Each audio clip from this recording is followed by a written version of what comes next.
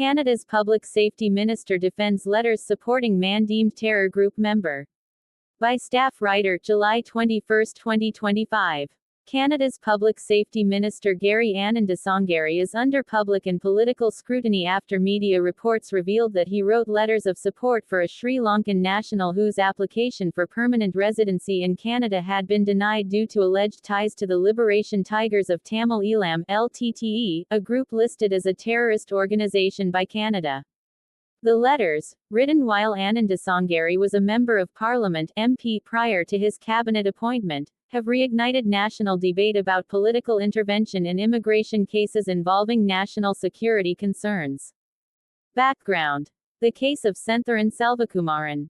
The individual in question, Sentharan Selvakumaran, has been in Canada for years but has been repeatedly denied permanent residence status due to what the Canada Border Services Agency (CBSA) has described as protracted involvement with the LTTE.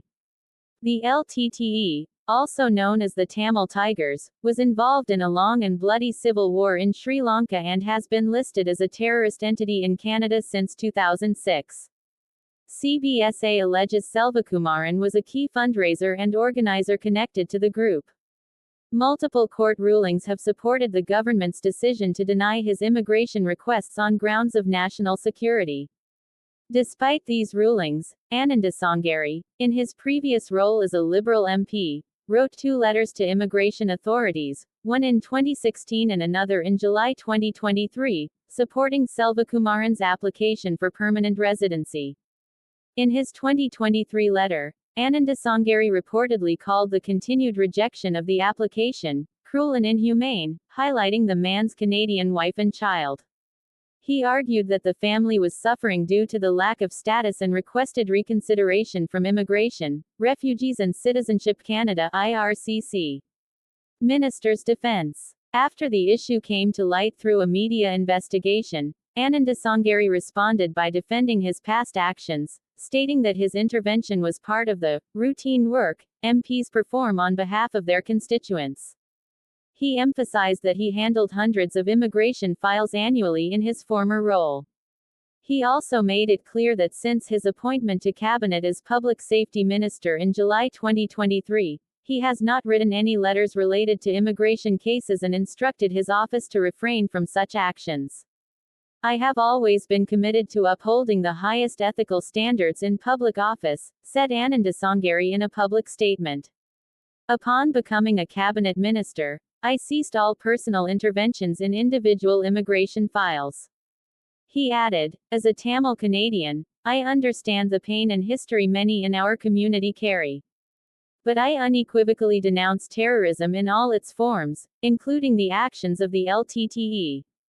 The minister also confirmed that he has recused himself from all matters related to the LTTE and Tamil-related advocacy that may involve government decisions, including cases connected to the World Tamil Movement, another group previously linked to terrorism concerns in Canada. Political and public reaction. Critics, including opposition members and national security experts, argue that Anand Dasangari should not have intervened in a case involving national security, even as an MP. Phil Gursky, a former Canadian Security Intelligence Service (CSIS) analyst, called the minister's past support an egregious error in judgment, urging for his resignation. "This is not a matter of constituent services. This is a matter of public safety and national security," Gursky said in an interview with Canadian media. Advocacy group Secure Canada issued a statement saying MPs should be formally prohibited from intervening in immigration cases involving individuals flagged by national security agencies. "This sends the wrong signal," the group warned. "We must not politicize security decisions." Others have pointed out that while writing letters of support may be a common parliamentary function, it becomes problematic when national security concerns are at the center of the case. The risk, they say, is undermining trust in the impartiality of Canada's immigration and public safety systems. Prime Minister Carney responds. Prime Minister Mark Carney, addressing the issue for the first time, expressed his continued confidence in Anand Dasangari. The minister has been transparent in his past actions and has taken all necessary steps to recuse himself appropriately, said Carney. His work on behalf of constituents was consistent with the responsibilities of a member of parliament, and he has since acted in line with the ethics required of a cabinet minister. Carney's office also noted that the federal court has ultimately ruled against the applicant and confirmed the validity of CBSA's position, demonstrating that ministerial advocacy had no bearing on the outcome. National security comes first. The federal court, in its decision regarding Selvakumaran's application, reaffirmed that national security takes precedence over humanitarian considerations in such cases. The judgment stated that the evidence presented by CBSA was sufficient to establish that the applicant's presence in Canada posed a potential threat. The ruling concluded that political intervention, regardless of its intent, does not override legal and security assessments carried out by Canadian institutions.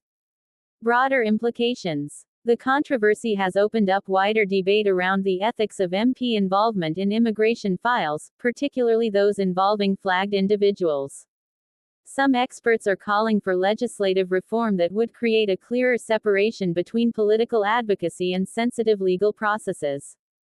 There's a need to update the Parliamentary Code of Conduct, said constitutional law expert Dr. Lila Gonsalves. We need clearer lines drawn between legitimate constituent service and inappropriate political pressure. Furthermore, it has raised renewed attention toward Canada's mechanisms for recusal, cabinet conduct, and how ministers handle their past political engagements when taking on sensitive portfolios such as public safety. Conclusion. While Gary Anandasongari's actions may have been in line with the traditional role of an MP, the context of national security, terrorist designations, and cabinet ethics has complicated the matter.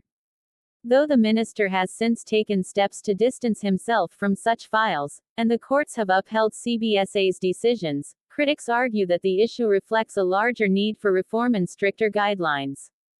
For now, Anandasongari remains in his post, with full backing from the Prime Minister, but the episode may serve as a cautionary tale for all MPs and ministers navigating the fine line between constituent service and national responsibility.